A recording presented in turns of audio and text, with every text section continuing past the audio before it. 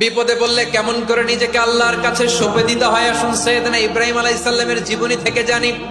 হাতে রশি বেঁধে পায়ে রশি বেঁধে আল্লাহর খলিল ইব্রাহিম আলাইহিস সালামকে আগুনের মধ্যে নিক্ষেপ করা হবে।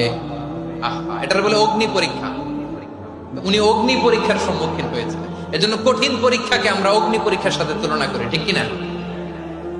সাইয়েদনা জিবরাইল এসে বললেন, ও আল্লাহর খলিল, ওরা তো আপনার হাতও বেঁধে ফেললো, পাও বেঁধে ফেললো, নড়াচড়ার সুযোগ নাই, বলেন আমি জিবরিল ফেরেশতা আপনার জন্য কি করতে পারি? আল্লাহর খলিল ইব্রাহিম বলেন, ও জিবরাইল, তোমার কাছে আমার কোনো চাওয়া পাওয়া নাই। সুবহানাল্লাহ বলেন। তোমার কাছে বলার কিছু নাই, তোমার সাহায্যের আমার দরকার নাই।